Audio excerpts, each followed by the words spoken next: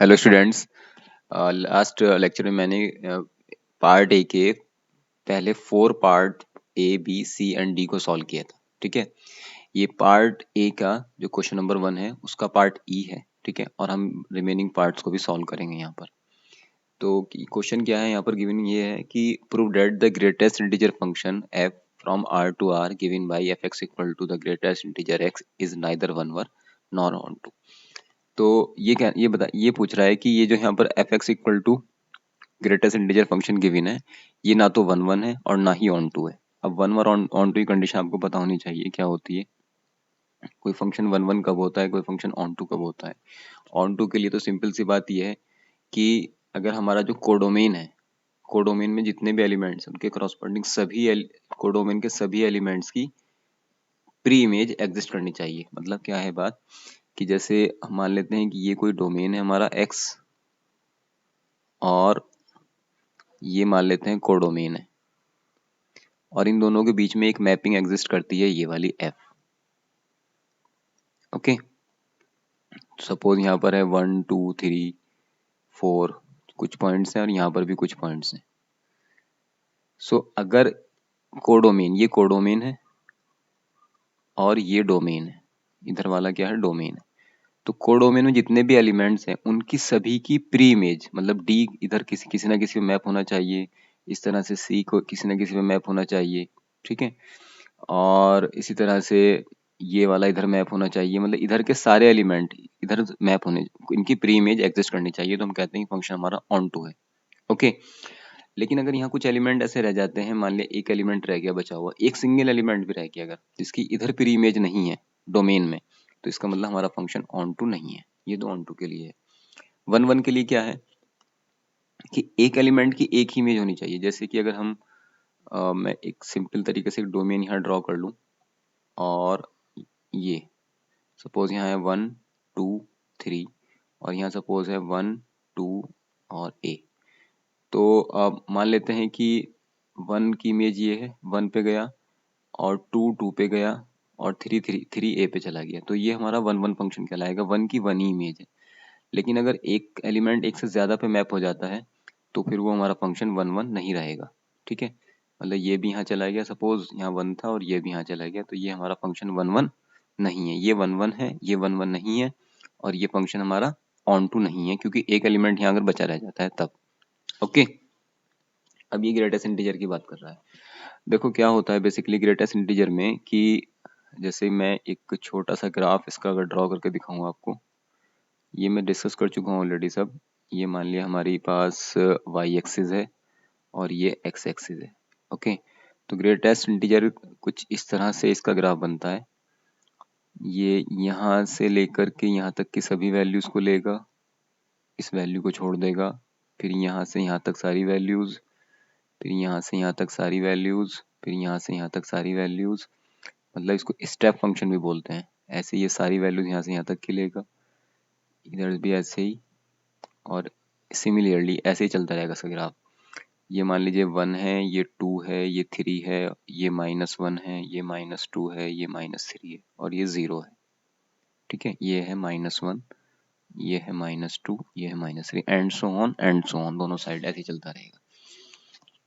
तो हो क्या रहा है कि अगर हम f0 की वैल्यू फाइंड करें तो ये आएगा 0, मॉड ऑफ ग्रेटेस्ट इंटीजर 0, मतलब इसकी वैल्यू आ गई 0।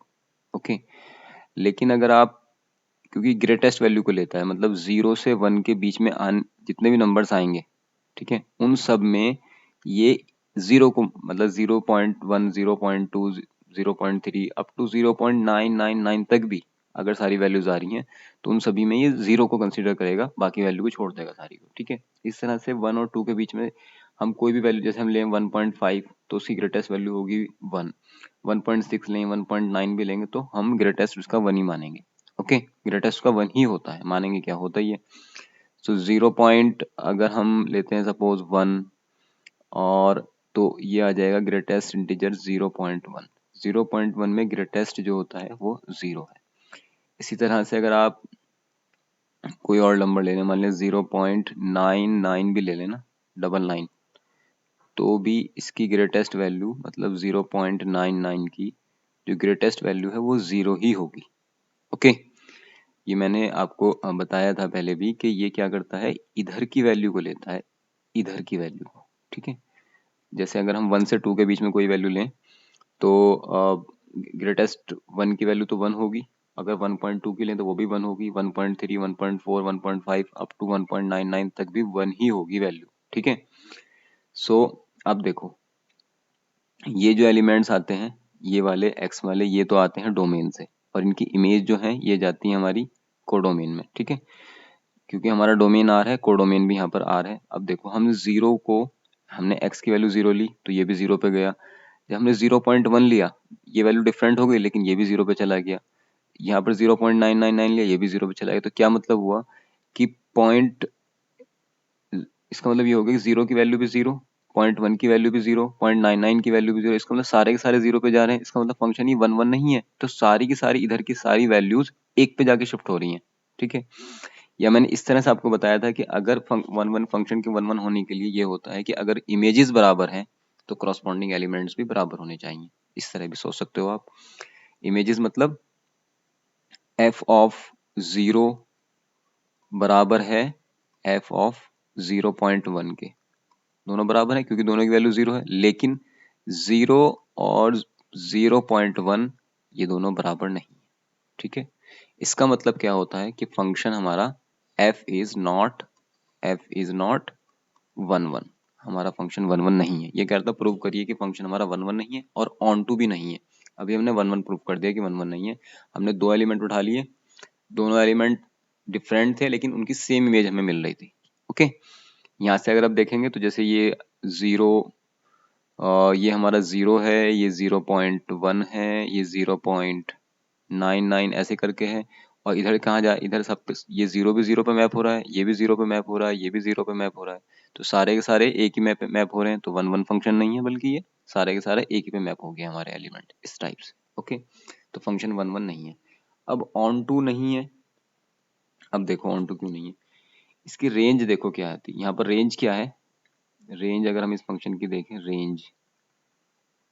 रेंज ऑफ एक्स, रेंज क्या होती है, रेंज हमारी वो सारे एलिमेंट्स जो y, ये y एक्सिस है, देखो यहाँ पर कहीं 1 आएगा, यहाँ कहीं 2 आएगा, यहाँ कहीं 3, ऐसे यहाँ कहीं -1 आएगा, यहाँ -2 आएगा, यहाँ -3 आएगा y एक्सिस के ऊपर। तो रेंज में क्या आ जाएंगे, सारे के सारे इंटीजर आ जाएंगे। ठीक है, सारे के सारे इंटीजर आ जाएंगे, मतलब माइनस इन्फिनिटी से चलते हुए आ रहे हैं, -3, -2, -1 एंड सो ऑन, कहाँ तक, इन्फिनिटी तक जा रहे हैं चलते हुए, इंटीजर सिर्फ। ठीक है, तो इसका मतलब क्या हुआ, इंटीजर इंटीजर आ रहे हैं, जो इंटीजर के बीच में जो अनकाउंटेबल रियल नंबर्स हैं वो तो छूट गए सारे के सारे, और अगर एक नंबर भी छूट जाए तो फंक्शन ऑन टू नहीं होता है।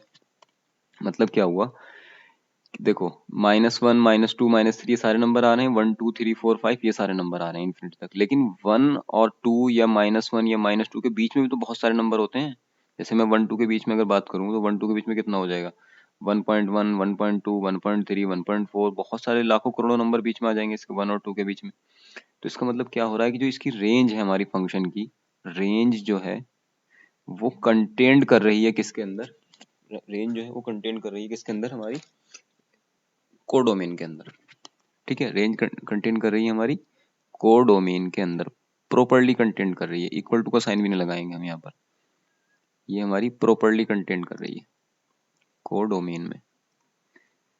मतलब क्या हुआ कि रेंज हमारी कम है, कोडोमेन ज्यादा है, मतलब कोडोमेन में बहुत सारे एलिमेंट बच गए जो मैप्ड ही नहीं हुए हमारे। अगर एक एलिमेंट भी बच जाए तो हम कहते हैं कि हमारा फंक्शन जो है वो ऑन टू नहीं है।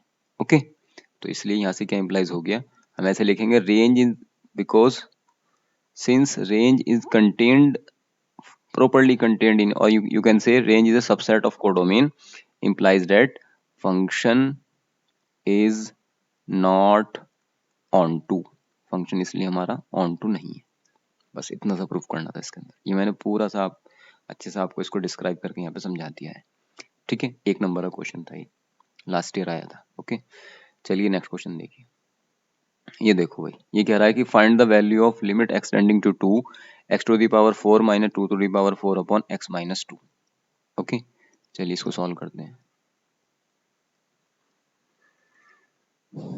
इसका सोल्यूशन देखो भाई क्या हो जाएगा। देखो क्या कह रहा है, लिमिट फाइंड करें। ये तो मैं क्लास में भी कई बार करा चुका हूँ आपको। Limit x tending to 2, x to the power 4 को हम लिख दें x टू दी पावर 2 की होल पावर 2, माइनस इसे लिख दें हम 2 की पावर 2 की पावर 2, ऐसे लिख सकते हैं 4 पावर को, और अपॉन में x minus 2 as it is. अब देखो ध्यान से, अगर आप डायरेक्ट x बराबर 2 पुट कर दोगे यहाँ पर तो 0.0 बन जाएगा। 0.0 बन जाएगा तो फिर हम इसमें एल हॉस्पिटल रूल लगाना पड़ेगा, लेकिन उससे इजी है हम इसके पहले फैक्टर कर लें, एल हॉस्पिटल लगाने से बेहतर। तो ठीक है, तो हम पहले फैक्टर कर लेते हैं। तो यहाँ लिखिए लिमिट x टेंडिंग टू 2, इसको लिखो एक्स स्क्वायर माइनस 2 का स्क्वायर एक ब्रैकेट में आ जाएगा, और दूसरे ब्रैकेट में आ जाएगा एक्स स्क्वायर प्लस 2 का स्क्वायर, और अपॉन में x माइनस 2। ओके, क्यों? क्योंकि हमें पता है कि ए स्क्वायर माइनस बी स्क्वायर का फॉर्मूला होता है ए माइनस बी और ए प्लस बी। ये सब छोटी क्लास की चीजें हैं, ठीक है। ये हमने ऐसे लिख दिया, इसको हमने क्या किया था, इस एक्स स्क्वायर को हमने एक मान लिया और 2 की पावर 2 को दूसरा मान लिया। इसको ए मान लो, इसको बी मान लो, तो ये आ जाएगा। अब इसको अगेन आप अगर ओपन करें तो लिमिट एक्स टेंडिंग टू 2, इसको हम लिख सकते हैं x माइनस 2 एक ब्रैकेट में और x प्लस 2 दूसरे ब्रैकेट में। ये पहले वाले को मैंने a minus b plus b लिख दिया, और इसको एज इट इज लिखा रहने दो 2 का स्क्वायर, x का स्क्वायर और 2 का स्क्वायर अपॉन में x माइनस 2। अब इस x माइनस 2 से ये वाला x माइनस 2 कैंसिल हो जाएगा। अब यहाँ पर x इक्वल टू 2 पुट कर देंगे तो कितना आ जाएगा, x इक्वल टू 2 पुट कर देंगे तो 2 प्लस 2 एक ब्रैकेट में, दूसरे ब्रैकेट में 2 का स्क्वायर प्लस 2 का स्क्वायर, तो कितना आ गया 4 इंटू 2 का स्क्वायर कितना होता है 4, 2 का स्क्वायर 4, 4 प्लस 4 8, तो 4 इंटू 8 इक्वल टू 12। ये आंसर है, ये आ गई लिमिट। सॉरी 32 भाई, ये मल्टीप्लाई करना है, हमने ऐड कर दिया, मल्टीप्लाई करना है इसको, ये आ जाएगा 32। बस इतना सा आंसर है। चलो भाई नेक्स्ट पार्ट को देखो। ये कह रहा है differentiate with respect to x the given function e to the power x square 1 plus e की पावर एक्स स्क्वायर। एक्स के रिस्पेक्ट में को डिफरेंशिएट करने के लिए बोला है इसने, ठीक है। चलो जी इसे सॉल्व करते हैं। तो देखो भाई क्या करें इसके लिए, हम मान लो ये y बराबर है, ये एफ एक्स बराबर है, y बराबर e to the power x square upon 1 plus x square. Okay, so differentiate करेंगे विद रेस्पेक्ट टू एक्स, तो ये हो जाएगा dy by d x equal to e की पावर x का कितना होता है, e की पावर x का e की पावर x ही होता है, तो ये हो गया x square upon 1 plus x square, ठीक है, इनटू। अब हम इसको करेंगे डिफरेंशिएट। अब क्या करेंगे, हम डिफरेंशिएट करेंगे जो ही पावर में लिखा है इसको, डी बाई डी एक्स इसका करेंगे अब साथ में मल्टीप्लाई में, x square upon 1 plus x square. Okay, चलो वही करते हैं। तो ये हो गया e to the power x square upon 1 plus x square into, इसमें लगेगा क्वोशिएंट रूल, ये डिनोमिनेटर तो एज इट इज रहेगा, और डी बाई डी एक्स इसका हो जाएगा एक्स स्क्वायर का माइनस, या प्लस है या माइनस क्या होता है यहाँ पर, चलो प्लस ही कर लेते हैं, प्लस होता होगा। सो ये हो जाएगा एक्स स्क्वायर और d by d x of 1 plus x square upon 1 plus x square की होल पावर 2, ये अकॉर्डिंग टू फॉर्मूला लिखा है मैंने, equal to e to the power x square upon 1 plus x square into, इसको solve कर लेते हैं तो ये आ जाएगा 1 प्लस एक्स स्क्वायर, इसका डिफरेंशिएशन हो जाएगा कितना 2x plus x square as it is, इसका डिफरेंशिएशन फिर से 2x हो जाएगा 1 का 0, okay, upon 1 plus x square की होल पावर 2। बस ये आंसर है भाई, इतना ही छोड़ दो, ये और मल्टीप्लाई करके लिख लो एक बार, equal to e to the power x square upon 1 plus x square into, multiply करेंगे इसको तो ये हो जाएगा 2x plus 2x to the power 3 plus, यहाँ मल्टीप्लाई करेंगे तो 2x⁻³ अपॉन में 1+x²² बस यही आंसर है यहाँ तक। इतना सा क्वेश्चन था, ये था पार्ट जी। ओके, क्वेश्चन नंबर 1 का पार्ट जी। नेक्स्ट क्वेश्चन देखते हैं इसके बाद। ये है डिफरेंशिएट, ये तो वही हो गया भाई उसी तरह का, बस यहाँ पे ई नहीं लगा रखा इन्होंने। ये कह रहा है कि x² अपन 1+ को डिफरेंशिएट करो विद रेस्पेक्ट टू x, तो ये तो कोई नई बात नहीं है, ये तो यही बात हो गई। इतने पार्ट को करना, बस इसमें ई नहीं है और क्या नहीं है इसके अंदर, बाकी वही है। तो इसे सॉल्व कर लो, इस तो आप खुद ही कर लोगे, ज्यादा कुछ नहीं है। इसको क्या करना है आपको, dy/dx करना है x² अपॉन 1+x² का, ठीक है। तो कर दो भाई, क्या है तो 1+x² एज इट इज आ जाएगा, dy/dx किसका होगा, x² का। क्वेश्चन ट्रू लगा रहे हैं यहाँ पर भी हम। फिर ये dx² एज इट इज और dy/dx ऑफ 1+x² अपॉन में 1+x² इक्वल टू 1+x², इसका हो जाएगा 2x प्लस x², इसका हो जाएगा फिर से 2x अपॉन में 1+x²। बस ये आंसर है, सही करके लिख लो इसको। 2x अंदर मल्टीप्लाई कर लो इसमें, plus 2x⁻³ plus 2x⁻³ upon में 1+, अच्छा यहाँ पर एक बार 2x का मल्टीप्लाई हो गया ना, यहाँ पर इसका इसमें हो गया, इसका इसमें, ठीक है। और ये हो गया x², ये आंसर है। 2x प्लस 2x⁻³ 2x⁻³ कितना हो जाएगा भाई, 4x⁻³ अपॉन 1+x², ये है फाइनल आंसर यहाँ तक। ओके, आई होप ये क्लियर हो गया होगा आपको। चलिए नेक्स्ट पेज पे देखते हैं क्या है। ओके, ये कह रहा है कि इसको सॉल्व करो, ये आई पार्ट है उसका। Next part, solve 0 to π/2 sin² x dx। बहुत इजी क्वेश्चन है भाई ये सब। चलो सॉल्यूशन देखते हैं इसका क्या हो जाएगा, सॉल्व करते हैं इसको। sin² x, ठीक है। अब इसके कई मेथड हैं, क्योंकि हमें डायरेक्ट sin² का तो नहीं पता क्या होता है, तो इसमें हम रिडक्शन फॉर्मूला लगा सकते हैं, या फिर हम इसको डायरेक्ट cos की कोई सी आइडेंटिटी लगा के इसको सॉल्व कर सकते हैं, ठीक है। या इसको दो एक तरह और भी कर सकते हैं कि इसके होल के स्क्वायर के ऊपर लिख लो। कई सारे मेथड हैं, ठीक है। चलो मैं इसको ऐसे कर लेता हूँ कि इसको लिख लेते हैं लिमिट 0 से लेके π/2। अगर मैं इसको लिख दूं साइन x की होल पावर 2 dx, ऐसे लिख सकते हैं। या एक मेथड फिर ये है हमारे पास कि हमें cos 2x का एक फॉर्मूला होता है, ये होता है 1 - 2 साइन स्क्वायर x। तो यहाँ से साइन स्क्वायर x की वैल्यू कितनी आ जाएगी, इसको इधर लिया उठा करके, 2 sine square x equal to आ जाएगा 1 - cos 2x। तो साइन स्क्वायर x बराबर आ जाएगा 1 - cos 2x अपॉन में 2। ये पुट कर दो यहाँ पर इसकी जगह पर, ठीक है। ये और इजी पड़ जाएगा आपको, ये आइडेंटिटी अगर डायरेक्ट याद नहीं तो यहाँ पर आपको इम्प्लिसिट फंक्शन वाले रूल से करना पड़ेगा। पहले स्क्वायर स्टार्टिंग में आएगा, फिर साइन का होगा, फिर एक्स का होगा, अलग अलग तीनों में। तो मैं डायरेक्ट क्या कर रहा हूँ यहाँ पर, साइन स्क्वायर की जगह पे पुट कर देते हैं ये 1 - cos 2x अपॉन में 2। ये मैंने साइन स्क्वायर की जगह पुट कर दिया। अभी इंटीग्रेशन नहीं किया है, सिंपल पुट किया है, ठीक है, क्योंकि आइडेंटिटी लगाई हमने ये। अब यहाँ पे ये 2 तो बाहर आ जाएगा, तो लिमिट 0 से π/2 1 - cos 2x इतना रह गया dx। तो 1/2 तो बाहर है भाई। अब इसको अलग अलग इंटीग्रेट करेंगे, 1 का तो कितना हो जाएगा x, क्योंकि dx अंदर गया है। इस पे लिमिट लगा दो x के ऊपर 0 से लेके π/2 माइनस cos का कितना होता है भाई, cos x का होता है sin 2x, माइनस के sin 2x, ठीक है। तो ये हो जाएगा sin 2x/2। इसमें भी लिमिट लगा दो 0 से लेके π/2। अच्छा ये वाला 1/2 जो है ना, ये बिग ब्रैकेट के बाहर है, अभी इसमें हम बाद में मल्टीप्लाई करेंगे।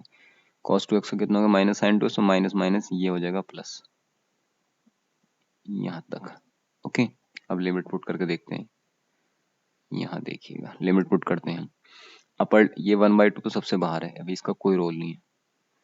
और ये हो जाएगा अपर लिमिट माइनस लोअर लिमिट लिखने की जरूरत नहीं, 0 आएगा प्लस इसमें से चलो 1/2 चाहे बाहर लिख लो पहले, और अब अपर लिमिट लगाएंगे तो देखो कितना हो जाएगा, साइन 2 इंटू π/2 और फिर साइन 0, 0 पुट करेंगे, साइन 0 की वैल्यू 0 होती है, उसे लिखने की कोई ज़रूरत नहीं है यहाँ पर। ठीक है, सो 1/2 तो बाहर है, ये हो गया π/2 प्लस 1/2, इससे ये कैंसिल, ही हो जाएगा साइन पाई। ठीक है जी, साइन पाई की वैल्यू अगेन 0 होती है, तो ये भी हो गया 0। तो कितना आ गया, 1/2 into π/2 equal to π/4 your answer. ठीक है, इस तरह से कर लो, या फिर हम डायरेक्ट वैसे भी कर सकते हैं, विदाउट सब्स्टिट्यूशन भी कर सकते हैं। डायरेक्ट साइन स्क्वायर एक्स को लिख दें साइन एक्स का होल स्क्वायर, 2 स्टार्टिंग में आ जाएगा, पहले साइन का कितना हो जाएगा कॉस। ठीक है, तो इसमें हम लिमिट पुट करेंगे, उससे भी आंसर आएगा, उस तरह भी कर सकते हो, लेकिन ये ज़्यादा ईजी है। अगर आपको ये आइडेंटिटी याद है, ये 4 आइडेंटिटी मैंने लिखवाई हुई है, तो उन चारों आइडेंटिटी का यूज़ करते हुए 3 कॉस की आइडेंटिटी, एक साइन की आइडेंटिटी, मतलब कॉस 2x की 3 आइडेंटिटी और साइन 2x की एक आइडेंटिटी, ऐसे मैंने 4 आइडेंटिटी आपको लिखवाई है क्लास में। उनमें से किसी का भी यूज़ करेंगे अकॉर्डिंग टू क्वेश्चन और हम इसको सॉल्व कर लेंगे। यहाँ मैंने cos 2x equal to 1 minus 2 sine square x का यूज़ किया है। ओके, चलें भाई नेक्स्ट क्वेश्चन देखते हैं, ये कौन सा आई पार्ट था। अब ये देखिए J and the last part, ये कह रहा प्रूव दैट, बेसिकली प्रॉपर्टी है डेफिनेट इंटीग्रल की।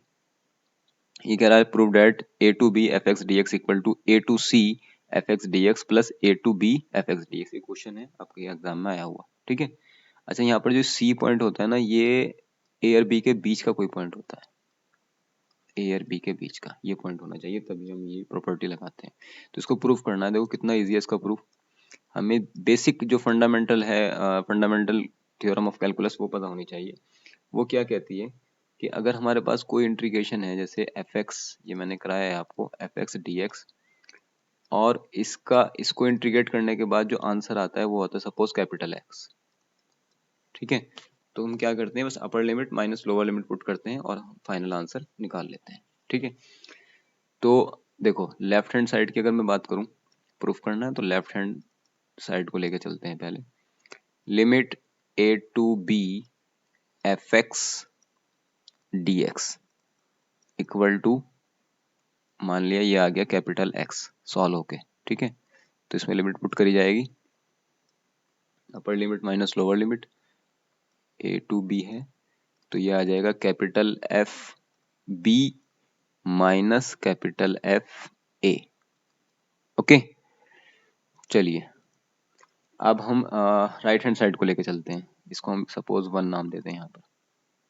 राइट हैंड साइड क्या कहती है, right hand side, right hand side लेके चलें तो वो कहती है कि limit a to c f x d x, f x d x plus limit c to b f x d x.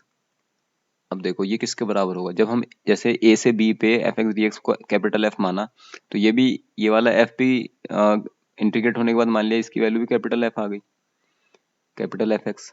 तो इसमें हमने फिर लिमिट लगा दी, इसकी लिमिट कितनी है पहले वाले की, ये है A to C, A to C, where C is the point. C क्या है, बेसिकली जो हमारा इंटरवल है ना, क्लोज इंटरवल ए बी, जिसमें हम इंटीग्रेट कर रहे हैं जहां से जहां तक, उसके बीच में कोई पॉइंट सी है। तो ये कह रहा है कि हम इसको अगर ब्रेक करके करें A to C and C to B, तो ये बराबर ही होता है इसके, ए से बी करें या एक पॉइंट बीच में ले लें A to C and C to B, तो दोनों बराबर ही आते हैं। ठीक है, चाहे तो डायरेक्ट करें या बीच में उसको हम ब्रेक करके करें, ये कह रहा है, इसको प्रूव करा रहा है। तो जो मान लिया ये वाला एफ एक्स था, जब इसको हमने इंटीग्रेट किया तो कैपिटल एफ एक्स आ गया और लिमिट हो गई ए टू सी प्लस, अब इस वाले की बात करें, इसको भी जब हमने इंटीग्रेट किया तो ये कोई दूसरा नया फंक्शन आ गया कैपिटल एफ एक्स, इसकी लिमिट है सी टू बी। ओके, अब देखो लिमिट पुट करो, इसमें क्या करते हैं, upper limit f c minus f a, upper limit minus lower limit plus, अब यहाँ देखो अपर लिमिट मतलब f b minus f c lower limit. Okay, equal to, देखो ये माइनस के एफ सी और ये प्लस के एफ सी कैंसिल हो गए, कितना रह गया लिखा हुआ, प्लस के एफ बी माइनस के एफ ए, माइनस के एफ ए और प्लस के एफ बी, तो कितना रह गया, f b minus f a, equation 2। अब देखो इक्वेशन और इक्वेशन 2 एक ही नहीं है क्या, तो इसका क्या मतलब हुआ, जो राइट हैंड साइड थी वही लेफ्ट हैंड साइड है, तो प्रूफ हो गया। सो हम यहाँ लिख देंगे by first and second, by first and second, by first and second we get what we get, left hand side equal to right hand side, hence proved। ठीक है, हो गया प्रूफ कि दोनों साइड बराबर है, इतना करना था। तो ये हमारे दो पार्ट हैं, मतलब पार्ट ए कंप्लीट हो गया, यहाँ तक जे तक क्वेश्चन थे इसके अंदर।